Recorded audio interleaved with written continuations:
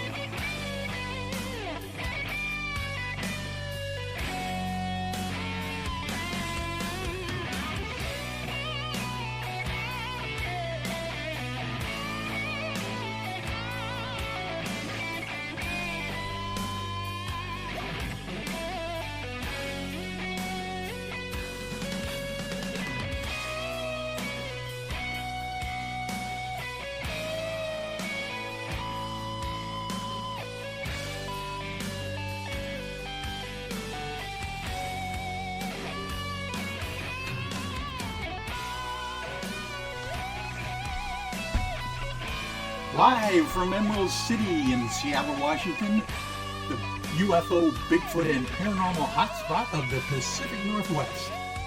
Directly to you listening in around the world, this, my friends, is Spaced Out Sunday. And I'm your host, Michael W. Hall, the paranormal lawyer, occupying the captain's chair tonight for SOR headquarters. We welcome you to tonight's show, including all of our listeners on the digital side at Revolution Radio. And don't forget, you can always find out our archives and listen to them for free at youtube.com/spacedoutradio. Just do us all a favor, will you, and hit that subscribe button. Our website is spacedoutradio.com, where we have a plethora of features for you, including rocking out to some Bumblefoot, shopping at our Spaced Out Radio store, and catching up on Captain Shirk's SOR Newswire, and so much more. Tonight's show is brought to you by Chive Charities. Help make the world 10% happier by donating to Chive Charities today. You can find them on our website. And tonight, oh my goodness, are we going to have fun? We literally have a special guest tonight by the name of Varla Ventura. And Varla is basically, they call her the Queen of Scream. So we are going to talk about ghosts and seances and tales of true hauntings and those kinds of things, kind of warming up here for Halloween and All Hallows Eve, etc. But of course, we have our old buddy Peter Davenport. I shouldn't say old. He's not that old, not much more older than I am, but literally our good buddy Peter Davenport from the National UFO Reporting Center. And we are going to go over some of the sighting reports of UFOs and UAPs around the world tonight that we haven't heard about since last week when Peter was on. So we've got, I don't know if you can hear the little crackling of our studio fireplace going in the background. We are on Facebook Live as well. We got Ron joining us on Facebook and a bunch of other folks jumping into the chat room. So enjoy it, sit back, relax. The holiday season is officially underway, and we're going to kick off here. First of all, let's bring Varla on and introduce you, Varla, to everybody out there at Spaced Out Sundays. How are you doing? Hello, Spaced Out listeners. I'm wonderful. Thanks for having me. Oh, you're welcome. Thank you for agreeing to come on our show with kind of timely topics here. I would imagine that this time of year you are relatively swamped with requests to come on radio and podcast shows because of your expertise in the Queen of Scream. Yes, October is definitely my busiest month. Oh, that's exciting. And we're going to get into all of your expertise and research background and everything in a few moments. But right off the bat, we always do this on Spaced Out Sundays. We bring in our good friend Peter Davenport from the National UFO Reporting Center to kind of get us up to speed on UFO activity around the planet. And so you and I, Varla, will be co-hosting with Peter. So, Peter, how are you? I'm doing well, and looking forward to this program. It's a wonderful run-up to Halloween. Oh, man, definitely. This is kind of like, matter of fact, Varla was saying that out there in Minnesota, it's down in the 30s already as far as the weather goes. What's it like in eastern Washington now, Peter? Well, I don't think we're going to get that low, but it's awfully cold. I've got the heat turned up and have a jacket on, so yeah, it's going to be pretty chilly tonight. Well, I don't want to waste. Fire feels really good, you know. Yeah, I'm warming my hands on the screen right now. Could you share a little of that heat, Michael? Yeah, the line. That would be nice. Yeah. Well, let's not waste any of your time, Peter. Go ahead and you just take your pace the way you want it and tell us what's going on out there. Well, it's delightful to be back. It's always fun to work with you, Michael. And I've got a bunch of very interesting reports and then a conclusion at the end of my presentation. But the first report I'd like to share with our audience comes from Tuesday morning down in an area of the country where you used to live, Michael. It comes from Newbury Park in Camarillo, California, just west of Thousand Oaks. Ah. But I woke up this past Tuesday morning, the day after Columbus Day, to 4 messages. And the first one I returned was to a gentleman from that area of California, Newbury Park in Camarillo, just west of Thousand Oaks. And we had a long conversation. He described to me an event that had occurred to him early that morning, Tuesday morning, the 13th of October again. He was driving, I believe, west on Route 101 from Newbury Park to Camarillo, and suddenly he saw a very, very large object streak by his car. I think it was going the other direction than he was driving. And it was embedded in a cloud of green and red and yellow and perhaps other colored lights. And he's sure that it wasn't an apparition he saw he's sure he saw it because he noted that all the brake lights on the traffic going his direction out ahead of him came on. So other people, I presume, must have seen it. And he thinks it was an arrowhead-shaped object. We'll hear more about arrowhead or arrowhead-shaped or basically triangular craft here in a few moments. But it was a very good sighting, and the gentleman was very convincing. Obviously, he didn't have time to react with a camera, so we don't have video or still photos, but it was a very convincing report. And this was a nighttime sighting or daytime? Maybe I skipped the time. It's 03:27 hours, 3:27 in the morning, Pacific time on the 13th. And I devoted a little extra more time than I usually give to a telephone call to this gentleman because he was so sincere and so eloquent, and he was really very convincing, I felt. Yeah, and obviously a bunch of other folks saw it at the same time. Yeah, and it raises an interesting question, and that is, what are those other people who apparently saw it thinking? And why haven't they reported it to an organization like the National UFO Reporting Center or MUFON? It underscores a point I've made many times. The overwhelming majority of reports of sightings go unreported just because people either don't know where to report it or are not highly motivated to record it or didn't believe their eyes, or I guess there are any number of explanations for why people in their position have not reported that event. But apparently it was very dramatic, according to the one witness I spoke with. Yeah. Very convincing report. Oh my goodness. Okay, a flying arrowhead over Camarillo, Newbury Park. There you go. Yep. And he said he was really apparently exceeding the speed limit, not unlikely or not unheard of in the California highway system. And it went by him like he was standing still. Wow. So, yeah.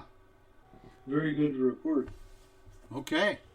And the next day, the 14th, Wednesday, 14th of October, 2020,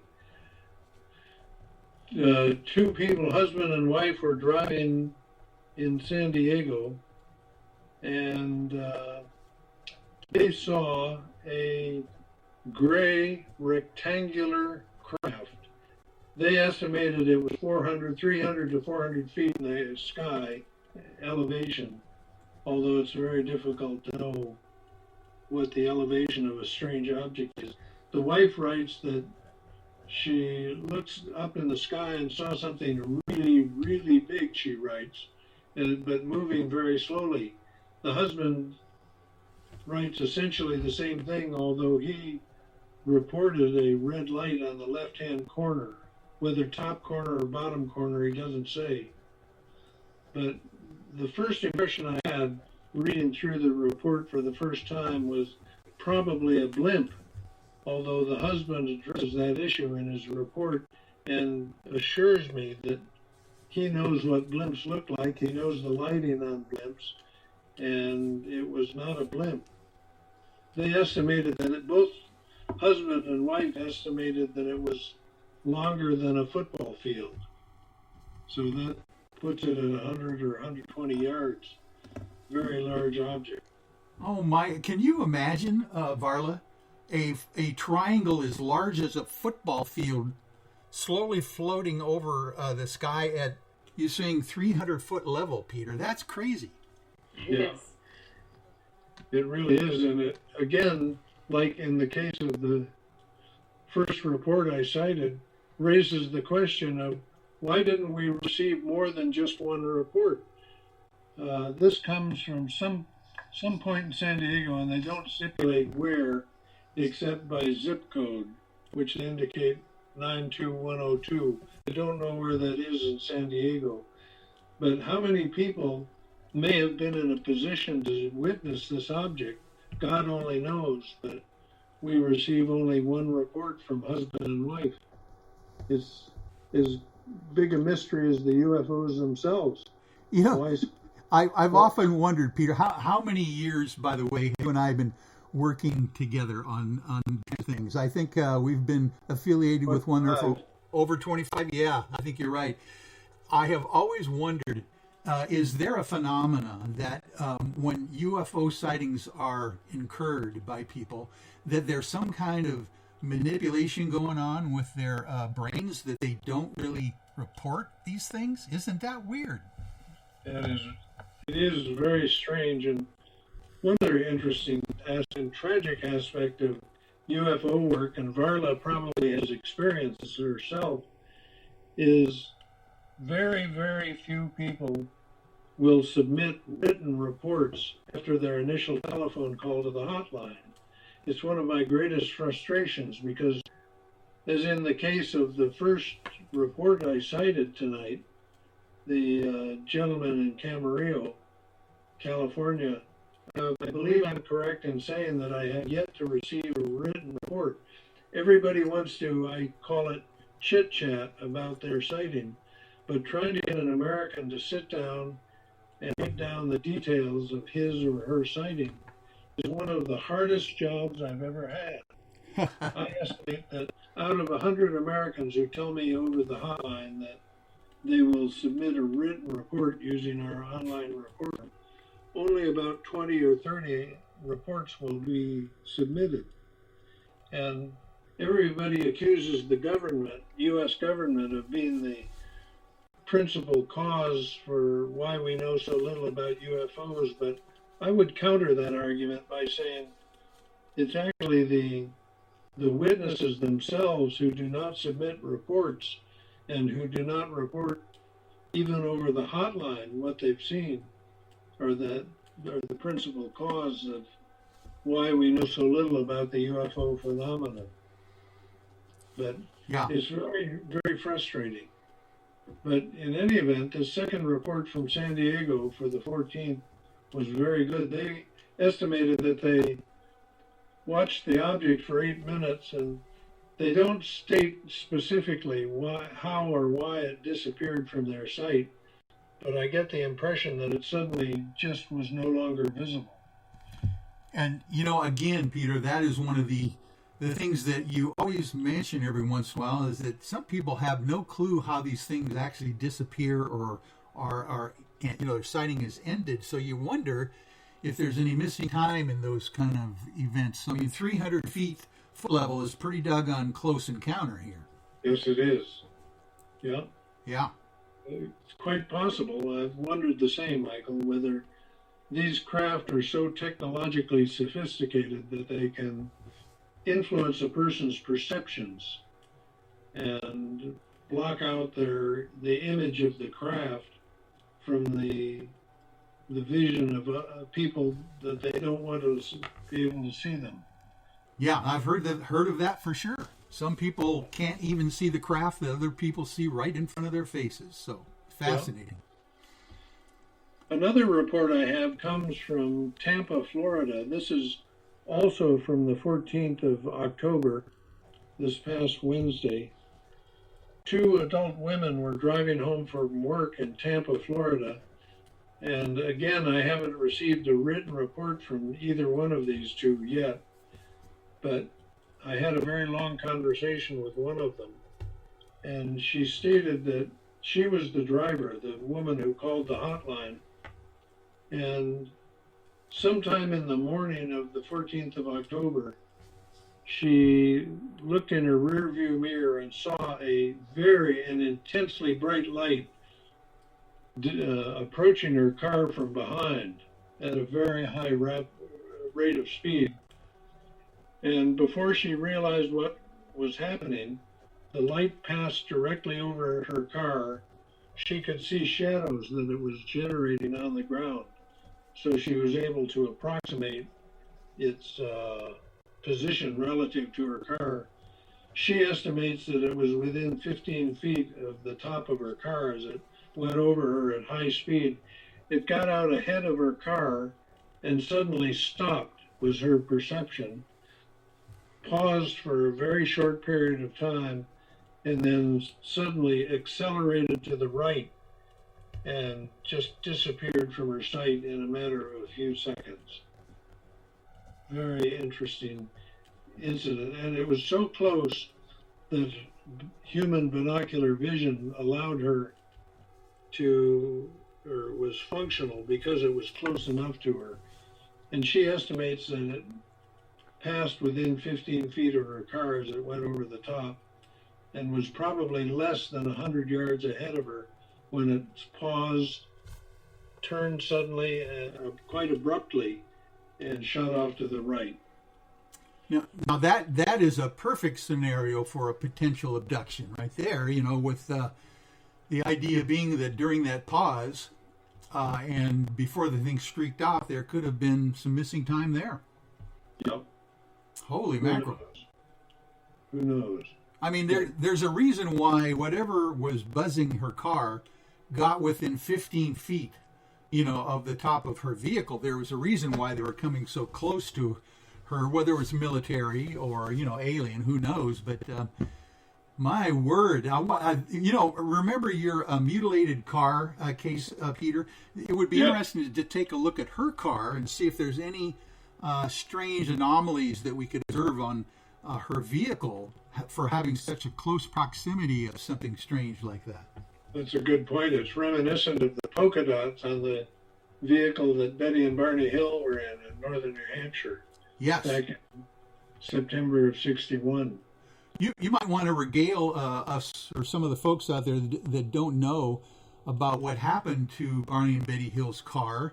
If you want to relay that, that'd be fascinating. It ties right into this story. Yeah, I'm not sure I know the whole story, but the one aspect of it that I remember distinctly was the next morning they were not feeling well at all. And they were still confused by what they'd experienced the night before.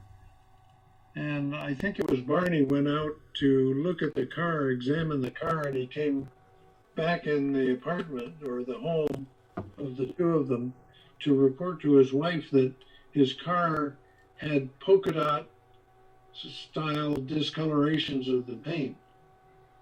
Yeah. And, almost like a little buff mark kind of situations on the hood of their car, at certain points and stuff. You're right. As a matter of fact, I believe that Betty's sister, who had a little bit of knowledge about these things, told them to go out with a simple Boy Scout compass and put it next to those areas on the car, and supposedly the compass circled and went crazy with some kind of electromagnetic effect. I didn't know that. I've read the story Interrupted Journey by James G. Fuller. Yes. And I'd forgotten that detail, but it's coming back to me as you say that. Describe it, Michael. And of course, that would be something to think about for this woman in Tampa, finding out if there's any electromagnetic effects that have happened to her vehicle that are unexplainable. The UFOI team, the group that I founded and direct, we had the same thing happen to one of the vehicles that we had up at Takalaka Lake one night when we had a sighting report where the vehicle itself was turned into like a bar magnet. The front part of the car was positive. The rear part of the car was negative after this close encounter with a UFO out there in the Gifford Pinchot National Forest. So those are things that I always carry a very small, simple compass with me, even on my keychain, see if it makes a difference, on some of these things. That's a great idea. One should be in the investigation pack of every investigator.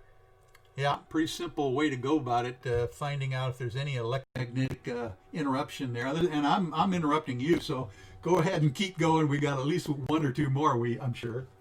Well, I have another one from Tampa, Florida. This is from yesterday morning, Saturday morning, the 17th of October at 1:38. A woman, adult female, writes that she was sitting on the second floor balcony of her apartment admiring Orion's belt. They had a clear sky, and she saw a light gray figure cross the sky in a matter of just a few seconds. Probably less than a minute. It covered the entire sky, which suggests that it was not any kind of satellite or aircraft. It was totally silent, and she was taken aback. Her first impression was it had to have been a flock of birds, but the more she stared at it, she realized it was a very light, luminous, self-luminous gray color. No noise at all, and it was going very fast and traveling in a straight line headed south, going from north to south. She goes on to write that it looked solid and smooth, and it had the perfect shape of a boomerang. Oh, wow. So she estimates, if she was able to estimate the distance to it at all accurately, she then further goes on to estimate that each wing was approximately 50 feet long. So it was, and interestingly, she writes that it was traveling to the south again towards MacDill Air Force Base, which is a high security base where the military trains members of I happen to know, they train members of the intelligence forces.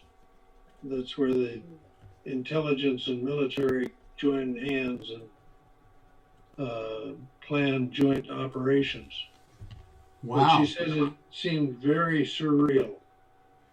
Well, and that's very interesting because I don't know if you noticed on the internet, there's a big report out of Arizona again, Peter, which that is almost very similar to the Phoenix Lights, of another big, large train of an object coming over. I forget this. This is a small town in Phoenix. It wasn't. I mean, it's a small town in Arizona, not Phoenix. Like you covered the Phoenix Lights, But that was just recently reported on third phase of the moon this week, and it sounds very similar to this boomerang-shaped series of lights there over Tampa. Again, holy mackerel! Yeah. And last case I'll share comes from, I believe it's Ballard Beach. I've not yet received the written report, so I don't know the name of the beach, but the gentleman writes, and I don't know the date, but within sometime late this last week, he says he was standing on the beach looking at the night sky, admiring the night sky, and he saw a cluster of stingray-shaped objects go streaking over his head. He saw it for only a few seconds, but it leads me to believe that ufology is opening up. We've rounded a corner and things have changed. And I'm going to be interested to hear what Varla has to say on the same subject. But we're getting a lot of very, very interesting, convincing, solid reports of wedge-shaped or boomerang-shaped or stingray-shaped craft streaking over in the night sky, overhead in the night sky. And the one common feature of most of these reports is they don't have lights on them. And that by itself is noteworthy.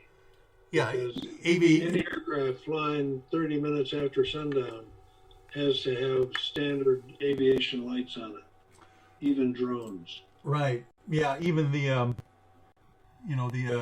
FAA kind of, lights are supposed to be at least visible, so we have some kind of safety, issue going on there. But it indeed, Peter, sounds like the veil is getting thinner here. That's what we're about ready to talk about here with Varla.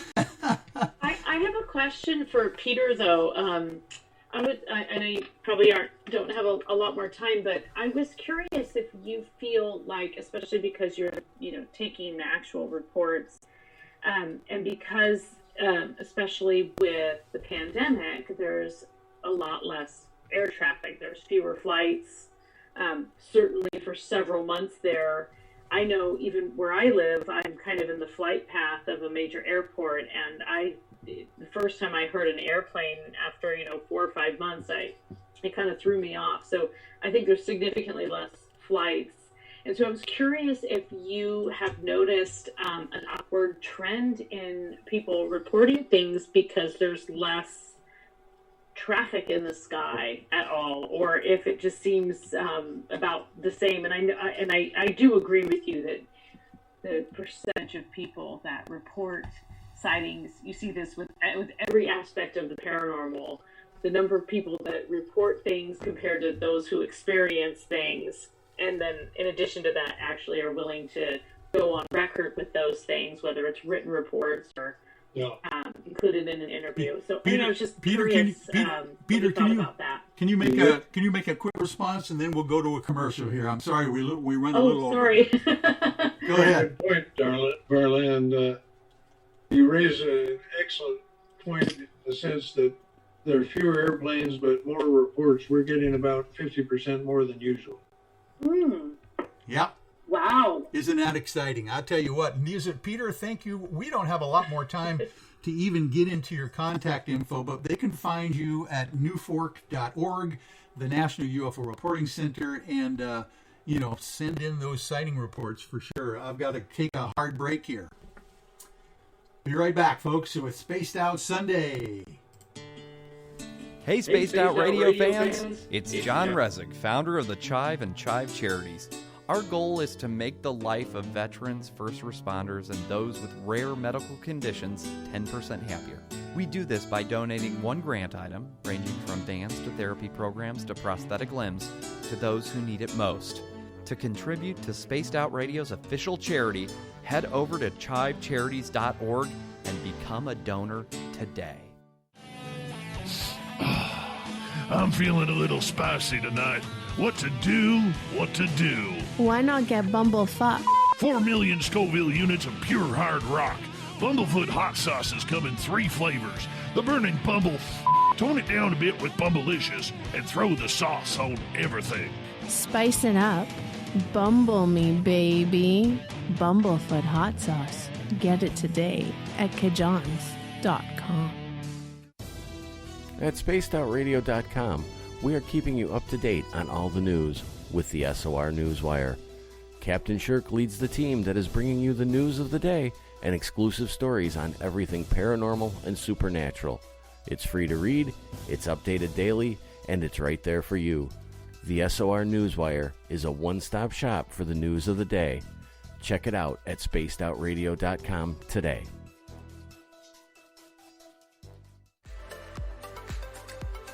Are you looking for great advertising value for your company? Look no further than Spaced Out Radio. We have a multitude of places to get your name out there, including commercial ads during the show, special promotions, and banners on our website. Our audience is proven to support the companies that support our show. We can make your budget work for you. So for more information, please contact us at sales@spacedoutradio.com.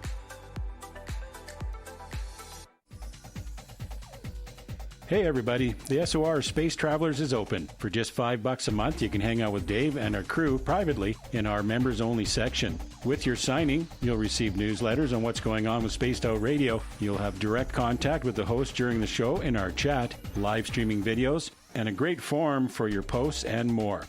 Become a space traveler now at spacedoutradio.com.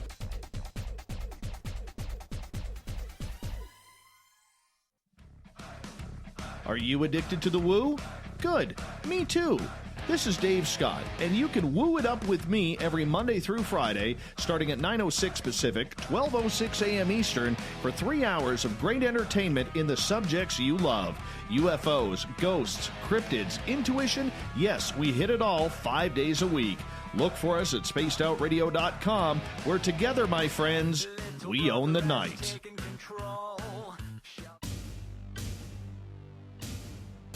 You wanted new SOR gear, and now you can have it. The SOR Vault is fully stocked with t-shirts, hats, hoodies, mugs, and everything in between, with great logos for you to choose from. So head on over to spacedoutradio.com, click on the SOR Vault, and go shopping. Pricing is quite affordable, and you can look good representing your favorite show. So go to our website and pick up your new SOR wear at the SOR Vault today.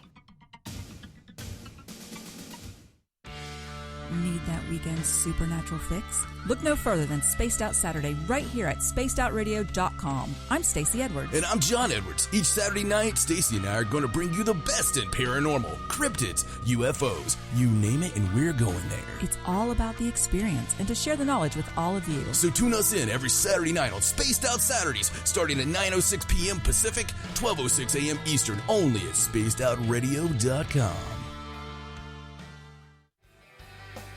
From the heartlands of Canada to beards around the world, we know how to take care of you. Fill your follicles with the Mighty Moose Beard Oil. All our oils and balms are handmade and 100% natural ingredients because we care about your beard. And hey, use the promo code SOR2019 and get your Mighty Moose Beard Oil today. You can check us out on our website, mightymoosebeard.com.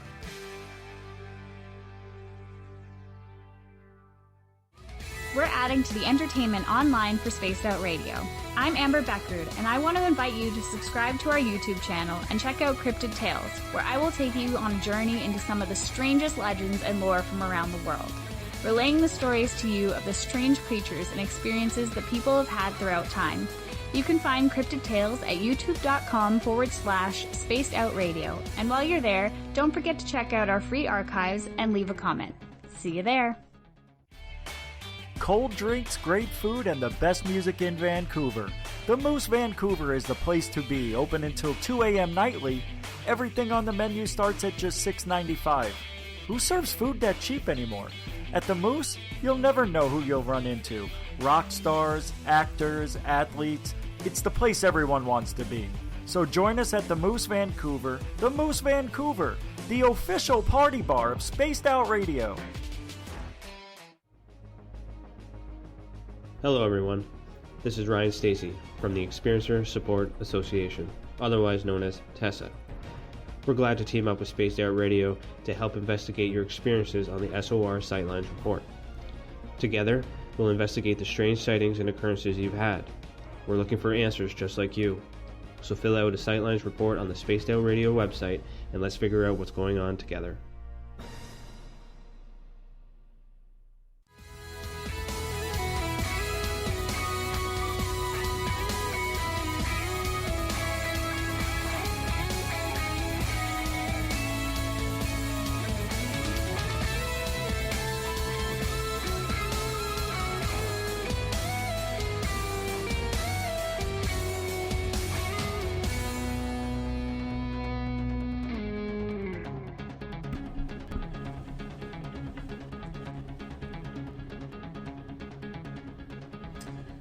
Varla Ventura is the Queen of Scream, the Mistress of Terror, and the Princess of Pandemonium, the Czaress of Zombies.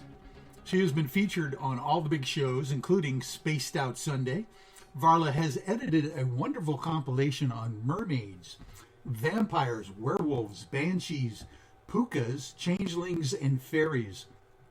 Her work features some of the best folklore collected by major literary names such as Sir Walter Scott and William Butler Yeats.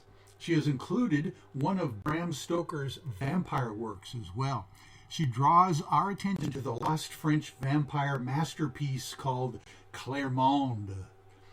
Varla includes samples of these captivating tales from around the world where she has traveled to the British Isles looking for folklore and enchanting tales as well, with an emphasis on Ireland also. She is currently working on a book on Irish female pirates, and her website, of course, is varlaventura.net. Tonight, among other things, we are going to discuss the mysterious role that Halloween has played throughout the ages and what this strange esoteric celebration is all about. Varla, welcome back to the show. Oh, thank you so much. Oh, my word. This is fun. Thank you for being my co-host there for the first segment of the show with Peter. Isn't it fascinating what he reports every week to us? Yeah, it really is. And I found it very interesting that he said that the sightings have increased. So, by 50%. Yeah, by 50%. That's a lot. So that's very interesting. And just some very similar parallels, I think, that I've experienced in terms of trying to get people to come forward with their stories and be included in the different books that I've written. You know, some people are willing to tell you around a campfire, but not always willing to have their name in print next to it. So I think maybe the stigma of some of those things, it just, people don't, it's easy enough to write it off until you start having multiple experiences. Oh, and yeah. Then you're on the path, and there's nothing you can do about it. But I think sometimes we have I know certainly with the sort of ghosts, people having paranormal sightings, sort of having that idea that your rational mind kind of kicks in, and then you can't quite explain it, and as time goes by, it just sort of fades to memory, and you can't remember all the details, and then you don't really believe it anymore yourself.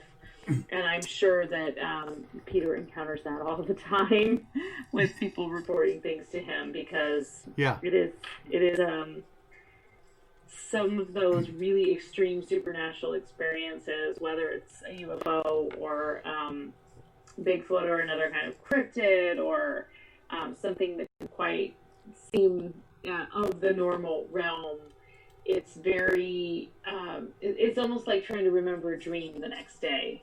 So it can be challenging for people to sort of equate that with reality, and most people just don't. I mean, it's difficult. Yeah. Although I would say that I would venture to say that the longer I do this, the more I realize that most people have had some kind of unexplained experience. Not everybody cares to spend their life pursuing these experiences. So, but there's plenty of us out there in the night, right? Yeah, yeah. By the way, and sometimes this paranormal experience seems to follow family lines as well. Have you found that out? Absolutely. One of my favorite magical paranormal creatures is the banshee. And the banshee is technically means of the fairy mound. So the banshee actually falls into the kingdom of the fairy. And it's not what you think of necessarily what first comes to mind when you mention a fairy. But the banshee is a warning, sort of somewhere between a fairy and a ghost, really. A warning ghost, a portent of death or disease or severe illness. And the sighting of the banshee, sometimes you see a banshee, sometimes you hear a banshee, earmarked by that incredible mourning wail. It is believed, in traditional Irish lore, it is believed that banshees can be inherited. They can be inherited by a place, such as a castle, which of course would have been inhabited by descendants for centuries. But it can also be inherited by a family itself. And I wonder, is it the place that's haunted, or is it the family, not just the family line, but the ability to actually see it? I think that sort of second sight is something that we often inherit, just as we, might inherit a certain eye color or hair color. Because I certainly see that in my own family, that things like psychic abilities and sensitivity can be inherited.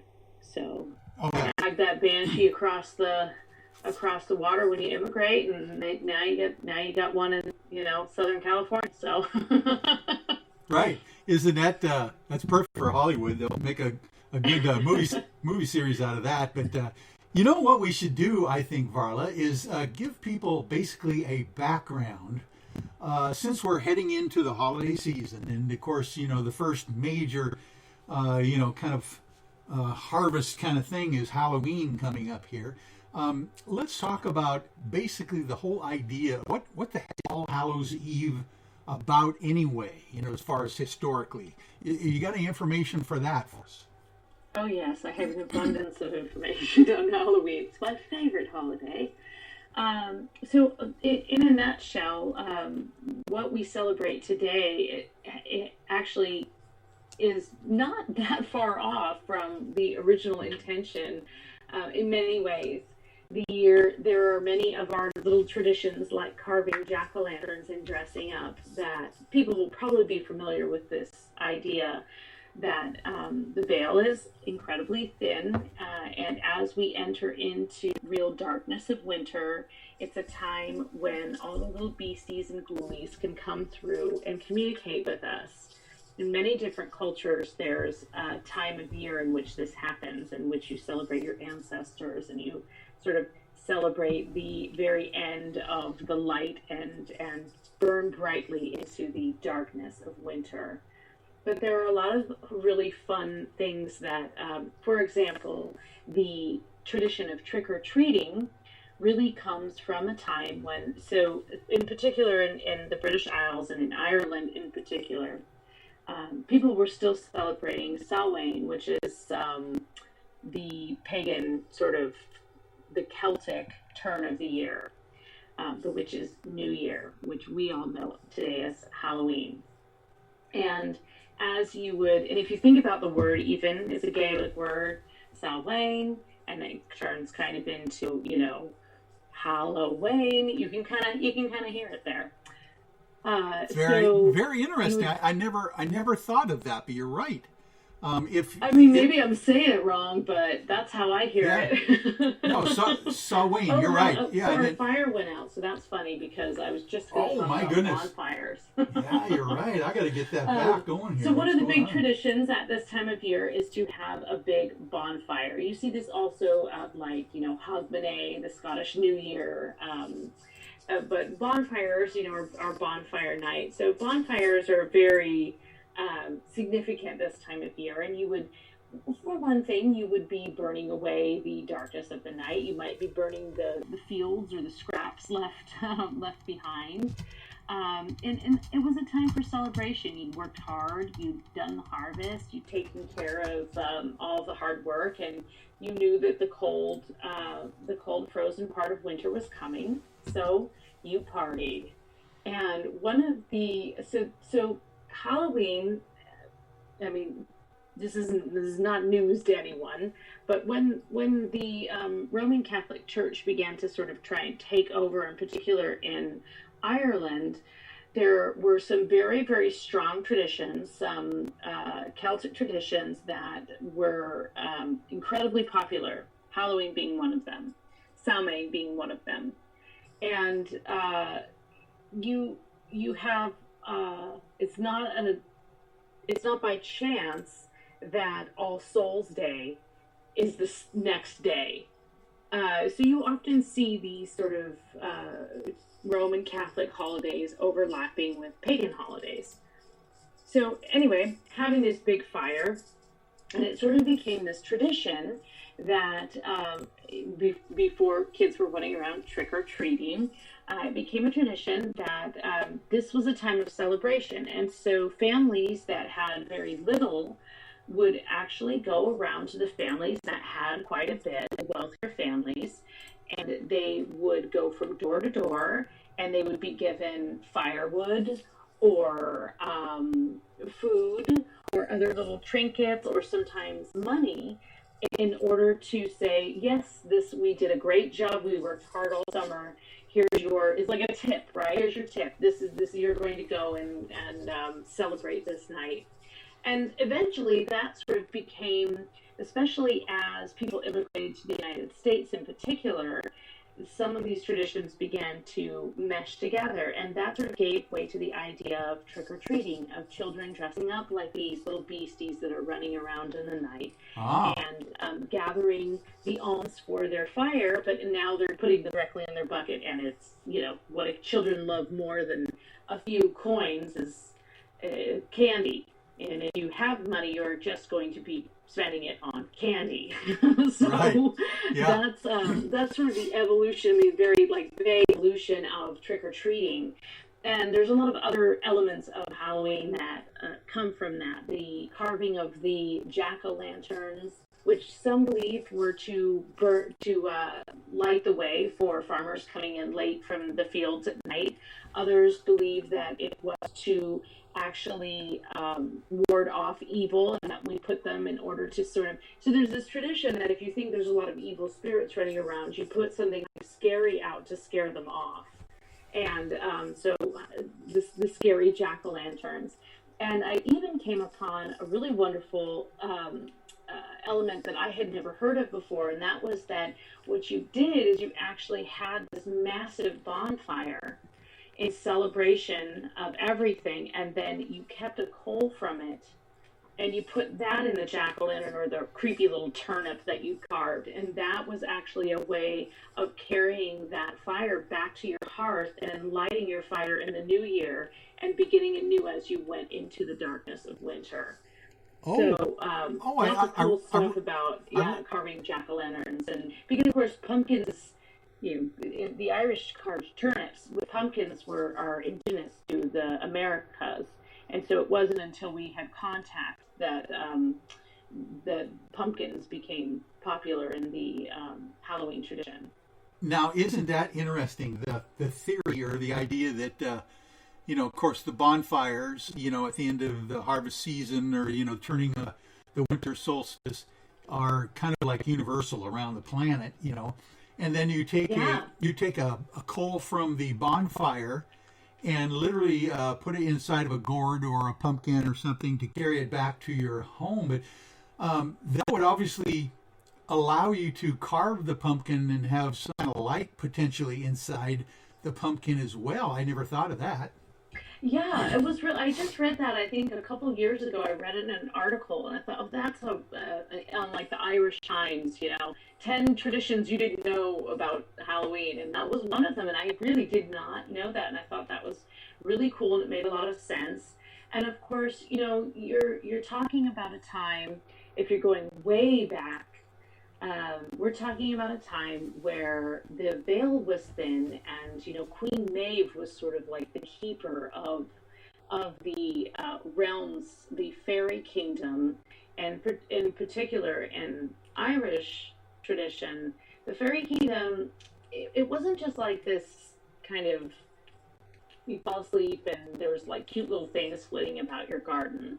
It was a whole other world full of creatures that had mystical and magical properties that mortals could occasionally tap into in order to, learn things, find things, gain things in their life. Sometimes it was happenstance, sometimes there were lessons to be learned. And so there's this very rich lexicon of all of these different creatures that serve different roles. And, in there are vampires and werewolves and goblins and all manner of beasties, pukas, ancients, all of these things. And on Halloween, that is the time when the gates are open and they just get to run amok, right? amok. And they just go free in the wind. And so the idea was that we would don masks so that they would not take us back into the underworld when they returned, so that our children would not be sucked back into the underworld when they returned, which is a completely amazing, awesome image if you think about, these sort of things swirling about you on a midnight ride. So there's that evolution too of dressing like witches and goblins and other freaky little things to kind of hide amongst the demons. Yeah, and it's a night it's almost like spirits roam free. It's almost like if you can't beat them, join them on that night. To try to protect to protect yourself or hide or something. Yeah, play it cool. No one can tell. Like what in The Walking Dead when they smear themselves with zombie guts and just like try and act real cool and walk real slow and right. just disguise yourself. But that's exactly what it is. And, some people lament the sort of commercialization of Halloween today, but I mean, of course, there's some elements of it that are incredibly whatever. They're just, dressing like a, I don't know, cheerleader zombie or whatever it is, not really my bag. But I think that there's just something wonderful about the idea, and that it still sort of serves that magical transformative purpose that was connected with the gods and the underworld and the goddesses. But it serves this, it's a release.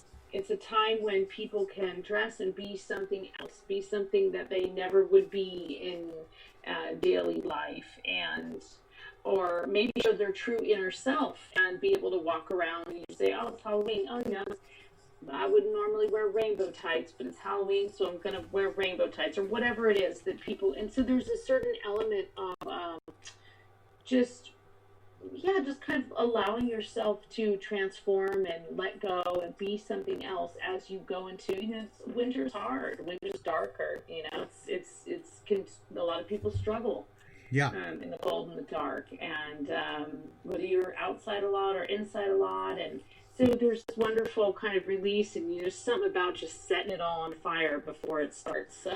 Oh, yeah. Oh, that's fascinating. And, there's always those stories of, the fairy circles and the fairies that abduct children and all sorts of, esoteric Irish stories that I've heard. Yeah, well, what's interesting is when you start digging into it, and you start seeing some parallels between some UFO sightings and some of the abduction stories. Right. There's a loss of time. It was interesting you said that at the beginning of the show with Peter, that loss of time is that is a fundamental aspect of falling asleep on a fairy mountain, waking up dazed, wandering down a road without your shoes, no idea how you got there. Failure, Bingo. I mean, that's like totally. And what about Van Winkle falling asleep for 20 years, right? Yeah, and having no idea. And so what I think, and this is, I mean, a lot more time to think lately, right? But one of the things I've been thinking about that is very similar, and why I do think that you can kind of, put fairies and UFOs in the same kind of category is that there's something about the relationship with time that is different, and it's different than our, ticking of the clock, watching it go around, linear sort of view of time. And I think that's, I think it's interesting. I think maybe that's why these things happen. We don't really have a full understanding of multi-dimensions, time, space. We really don't. Einstein's got some pretty solid formulas, but we don't always, the average person doesn't have that in front of them, and there are these slips, and so there are a lot of similarities, not necessarily because they're the same thing. I'm not saying that, every UFO sighting is a fairy or every fairy sighting is a UFO, but because there's a reminder about how we view time, and that we really don't have a full concept of what that is. So it's easy to say, oh, well, that thing can't exist. Yeah. But at the same time, when you have an experience or a sighting or something completely unexplained, it's pretty difficult to reconcile that with your rational mind and your rational understanding of, time and space. And well, I think that's well said, Varla. We have to take another break here at the top of the hour, right. And we are going to be back, folks, with more of Varla Ventura, the Queen of Scream, and we're talking about ghosts and seances and tales of true hauntings tonight on Spaced Out Sunday. So we'll be right back in 6 minutes. Looking for creative ways to get your company out in the public? How about advertising on Spaced Out Radio? Our sales department is waiting to hear from you, and we can work around any budget. From commercial spots to banners to special promotions, there are many opportunities to get your name and product out to our SOR listeners. For a price guide and more information, please contact us at sales@spacedoutradio.com. If you like it hot, real hot, then heat up your meals with Bumblefoot hot sauce. Get your Bumblefoot hot sauce today. The sauce, Bumblicious, and the 4 million Scoville unit Bumble. We're going in hot, real hot, coming out even hotter. Keep the milk nearby and tantalize your taste buds tonight. Bumblefoot hot sauce, available now at kajans.com. Get your horns up with me on Spaced Out Radio. This is Ron Bumblefoot Thal. Come tune in to SOR, where you can hear me rock out with Little Brother Is Watching, the official theme song of Spaced Out Radio. And then come on over to bumblefoot.com, where you can find out about my tour schedule, my music, and everything else. Bumblefoot.com keeps you up to date on what I'm doing and the best way to stay in touch with my music and music camps. Sign up for my newsletter at bumblefoot.com, and remember, Little Brother Is Watching.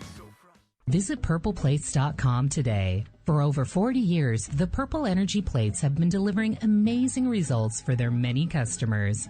Inspired by the great genius Nikola Tesla, the harmony, healing, and energetic effects of the plates have proven over and over to be beneficial and often miraculous to thousands of customers. Check their site for daily specials and choose from their many energy products. You won't be sorry. Visit them today at purpleplates.com. The SOR Vault is open for business, and do we have some cool swag for you to pick up? All you have to do is head over to our website and click on the SOR Vault. You have a variety of cool logos to choose from, and put them on anything you want. T-shirts, hoodies, hats, coffee mugs, you name it, we can get it to you. So do your shopping by supporting the store you love. Get your Spaced Out Radio swag at the SOR Vault today.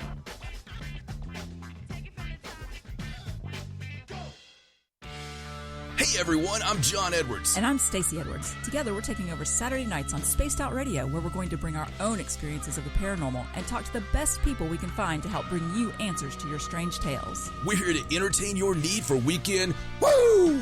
So tune us in at spacedoutradio.com starting at 9:06 Pacific, 12:06 a.m. Eastern, where we can all get a little spooky together. Spaced Out Saturday nights right here at spacedoutradio.com.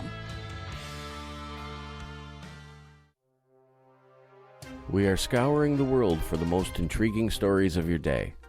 Take the time to read up on the SOR Newswire.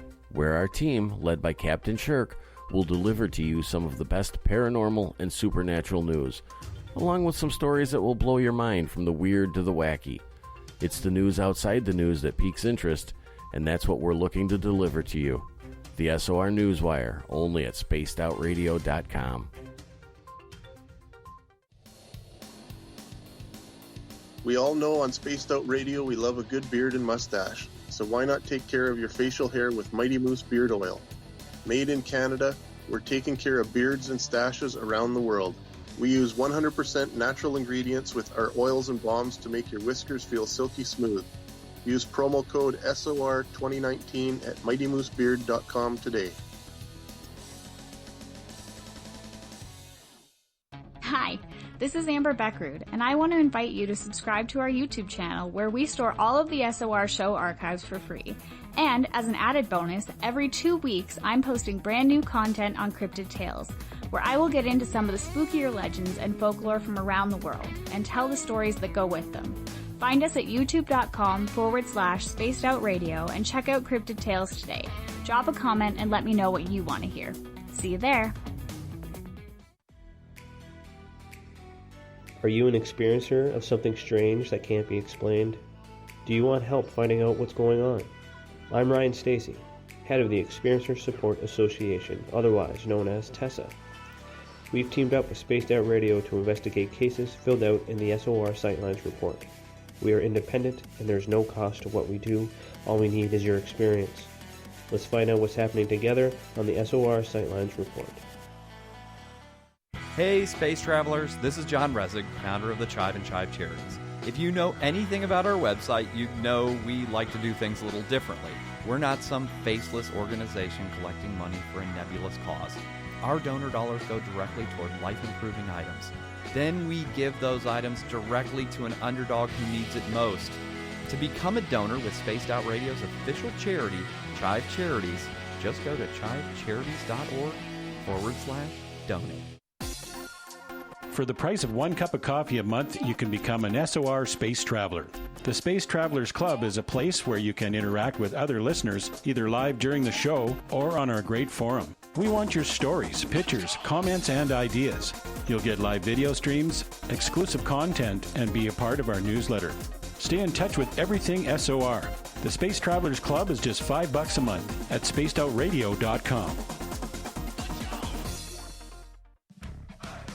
Hi there, this is Dave Scott, and I'm bringing you the Woo every Monday through Friday on Spaced Out Radio. I'm going all out to bring you the strangest, oddest stories and subjects I could find for your entertainment. Why? Because when we hit peak Woo, I know I've done my job. So come tune us in at spacedoutradio.com, 9:06 Pacific, 12:06 a.m. Eastern, and together, my friends, we own the night.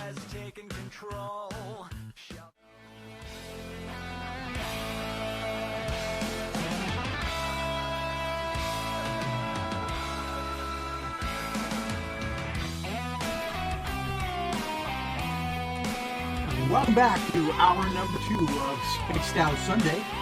I am your host, the paranormal lawyer, Michael W. Hall.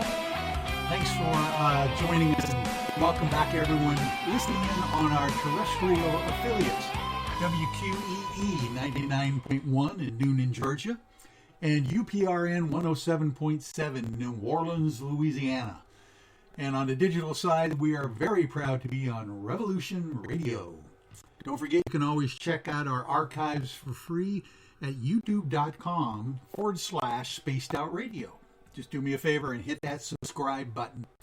Our website is spacedoutradio.com, where we have a plethora of features for you, including rocking out to some Bumblefoot, shopping at our Spaced Out Radio store, and catching up on Captain Shirk's SOR Newswire, and so much more. And we are back with hour number 2 of Spaced Out Sunday. My very special guest is Varla Ventura. And I'll tell you what, Varla is the author of Varla Ventura's Paranormal Parlor, Ghost Seances and the Tales of True Hauntings. She is also the author of Fairies, Pukas, and Changelings, a complete guide to the wild and wicked enchanted realm, including banshees, werewolves, vampires, and other creatures of the night. Varla, welcome back to Spaced Out Sunday.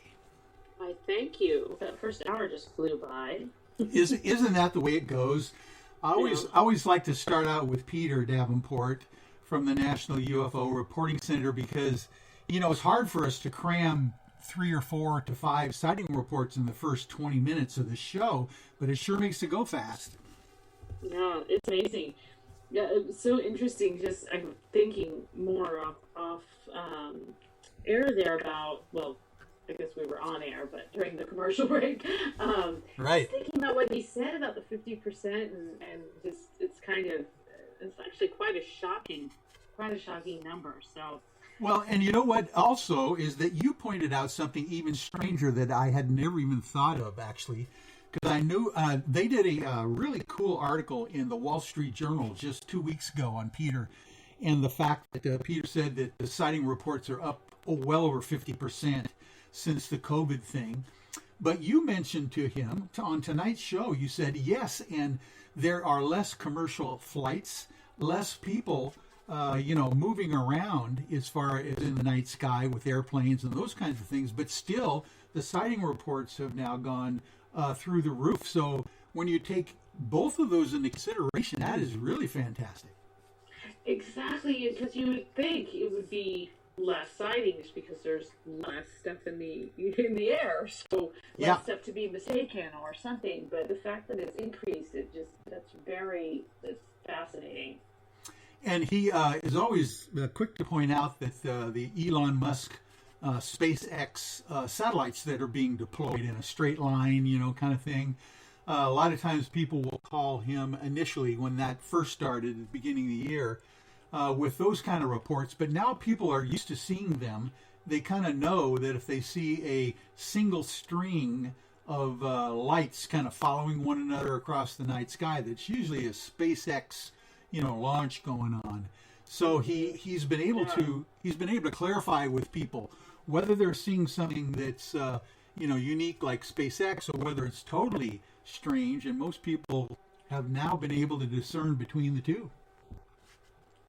Yeah, it's very. I'm always fascinated too by the stories. I grew up in an area in California, Northern California, where there were quite a few sightings, and it was relatively talked about amongst the people in the community, not necessarily outside the community.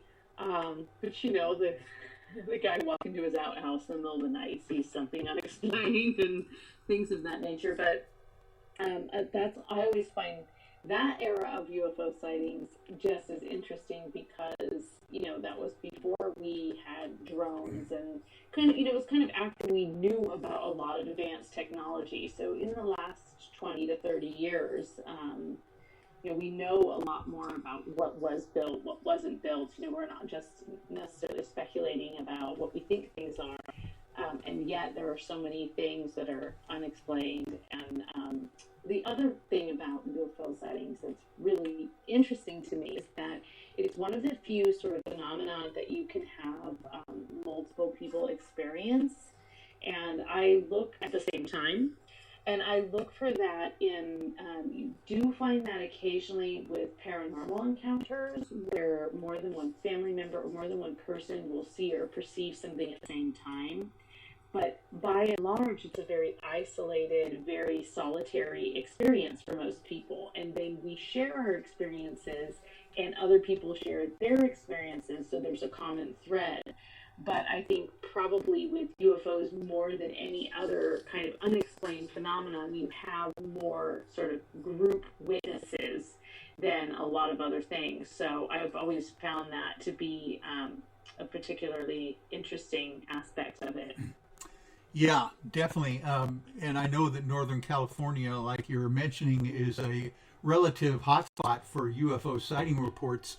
We were talking before the show, you and I, about the state of Washington, where I'm located, and the fact that, back well before Roswell, New Mexico, on June of 1947, we had the Kenneth Arnold sighting of 9 discs over Mount Rainier. And then even the week before that, we were talking about the Maury Island incident where literally 6 or 5 donut-shaped UFOs were sighted, and the first tale of a men in black showing up to try to quell the witnesses afterwards as well. So, yeah, it's a strange thing that's going on, and it seems to me that, like you said, the veil seems to be kind of thinning out. Either that, or we're all rising in consciousness, a little bit more. I don't know about that. Yeah, I mean, there's something in the air. Yes, we are all in a state of, things are quite extreme. 2020 has really brought a lot of things to light that I think need light shed on them. But from injustices to flaws in the system to the rate at which we're consuming things, all of those things that we think, okay, this is reflecting time, whatever. And I'll admit I'm dying to get on an airplane and go to anywhere else. So by no means am I enjoying every moment of reflection. But I have also felt that there is some kind of, I've been referring to this time, especially over the last 4 months in particular, as a time of high magic. But the same thing, it's high consciousness. There's something that is there if you can tap into it. And it's a difficult time to tap into things because we are all spread so thin and worn thin. And, it's one thing to think you're going to be inside for a month. It's another thing to think you're going to be inside for 4 months or 5 months or 6 months or however long it's going to be. Yeah. So there's, but I've really felt something that's distinct in the air that seems to be, I personally have found some pretty, reoccurring signs. I've had some rather effective, spell work that's been working for me lately, not to jinx myself, but also I just think there's a lot of creativity, and I think that comes out of the need to, sometimes when we feel like we can't do anything, we create. And this is the thing that I feel that I love very much about sort of that realm of the fairy, that supernatural realm. I find that is the area that, without that ability to sort of turn it all off and just absorb yourself in the story and believe in something else, without that ability, you are, glued to the television and worried about the state of the world, and you don't always go solution-based, right? Because you're not thinking outside the box. And sometimes shutting off that logical mind and just listening to a good ghost story or thinking about a really, fantastical creature, it can allow your mind to actually be able to kind of turn on again and have some innovative thinking and have some creative thinking. Because, when I say creativity, for me, creativity comes in the form of writing, but for other people, creativity comes in the form of, vaccines, or space exploration, or even creativity can come in many different forms. It's sort of, for lack of a better term, it's that muse, it's that spirit coming down into you and helping direct whatever it is that you're supposed to contribute in the world. And I think if you could allow that to happen, and sometimes we need tools for that, and I'm not just talking about a big old glass of whiskey. Sometimes we need that escapism, that sort of turning off that idea of possibility. Well, what if this little thing could pop out of my tree at any minute? And with that, just that moment, sort of, I think it must do something psychologically in the brain that allows you to kind of have more creative thought. And as we approach this time where it seems more and more likely that something might pop out of a tree, then I think that you can tap into that as well and kind of embrace it and see what comes from it. One of my other clients, Grant Cameron, the Canadian ufology researcher, has mentioned, he's written a couple of books on this called The Contact Modalities. The idea that you could use very other interesting things to potentially basically shut down the monkey chatter in the left part of the brain, to actually get to a kind of a space where you can catch these phenomenal things going on or perceive these things that are happening. And in reality, I think that's what a lot of people are now having an opportunity to do. They're being able to maybe slow down their lifestyle, slow down their, monkey chatter on the left brain, and kind of like contact the reality. Because I'm finding out that more and more people now seem to have not a problem with the stigma of reporting paranormal and phenomenology like they used to in the old days. It's a lot more people interested in talking about it.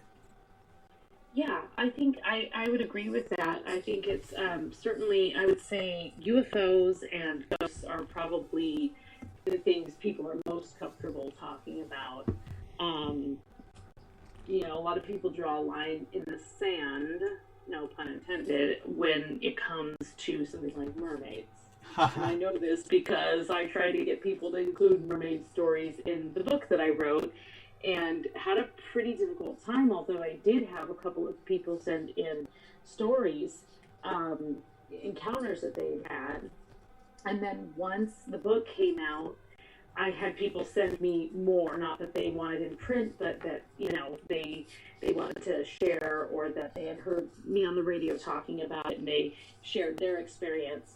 So I'm also kind of to the point that Peter made about people not always recording, being willing. They might be willing to call you and tell you, but they're not necessarily going to go that extra step and like write it down and all that kind of, that level of being, permanently in print, or however you want to, however the information ends up getting out there. That is another step.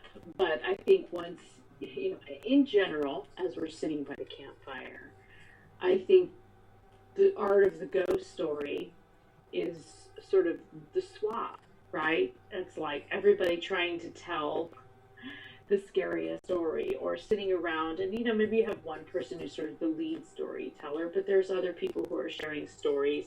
The tradition of sitting around that fire and swapping stories, it's, many people will say, I've never had anything happen to me, or I don't believe in that stuff. And yet they're often the ones with some of the most powerful and profound experiences that cannot be explained. And then, nerds like me are like, well, something poked me in the forehead, but I didn't have like a full body apparition making its bed in the foot of my bed, well, jealous of that. But I think that there's something beautiful in that art of the exchange, that it can be very freeing for people to hear someone else say, oh, you know what? I totally smelled the perfume of Grandma yesterday, and I felt like she was here. And, it can be freeing, it can be comforting, but not everyone's willing to start that conversation, but a lot of people are willing to contribute to it. That's a very good observation, Varla. The idea that history, the oral history of your people, cultural background was kind of like relayed from generation to generation around those campfires, late at night. I remember myself, just as a kid, sitting out in the front room, kind of like falling asleep in the corner couch or something, when the adults were there, the relatives were there over, holidays or something, talking to one another late at night. And I remember feeling really included, and, kind of in a safe spot when I was sitting there just listening to the stories being told. There's something very primal about that, I believe. Yeah, there really is. And it's incredibly, can be incredibly transformative, but in this very gentle, sort of mild way. It's not something you say, well, okay, I'm going to, completely change my life. It has this sort of subtle influence on so many aspects. And certainly for me, I grew up hearing a lot of ghost stories and reading ghost stories and creepy fairy tales and things that go bump in the night. And I didn't grow up as a fearful child. I was afraid of those things. I wasn't afraid to walk through a cemetery on Halloween night with my mom. We did it every year. It's just something that we did. It was Well, just I was like, okay, we're going to walk through the cemetery. Okay, yeah, you want to do it before or after trick-or-treating? Let's do it at the end. And sometimes we'd sit on the graves and we'd eat some candy, and we would never leave our wrappers behind. Oh my word! Your mother sounds to be a very interesting person. So it sounds to me maybe you got this passed down to you through your mother's line, not your father's, maybe. Yeah, I mean, interestingly, it's the father's side that has the Irish, but it's my mother's side that my grandparents. This may have had a huge influence on why I do believe in sort of extrasensory perception, or the second sight, or whatever you call it. But both my grandparents were deaf. My grandfather was a deaf mute. He was an Italian immigrant, actually, and so he lost his hearing so young, and then grew up speaking Italian. So he really didn't speak any words at all. Wow! And was completely deaf. And my grandmother was born in the U.S. and had lost her hearing when she was about 11 years old from scarlet fever, actually. And so she and I think she was like one of 13 or something like that. And she and two of her sisters also lost their hearing. But she lost her hearing after she was, imagine an 11-year-old. They have so much personality, so they know so many things. And so she lost her hearing, but she could still speak.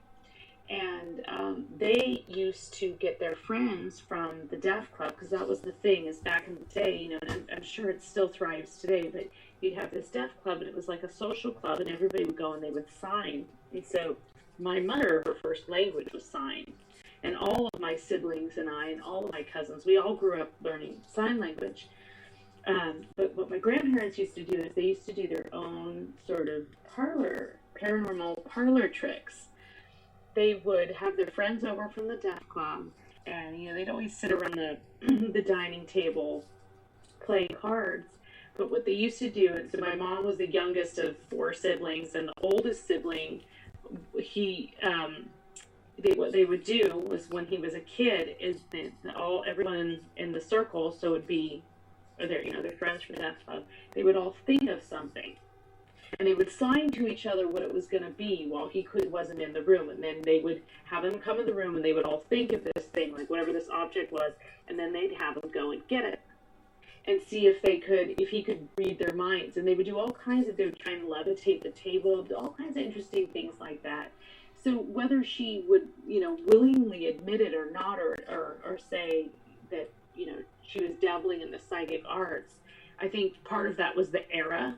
And but I do think there's some inherited abilities there, to at least certainly an inherited penchant for the paranormal. Well, it's fascinating to me to realize that, Marla, about your family.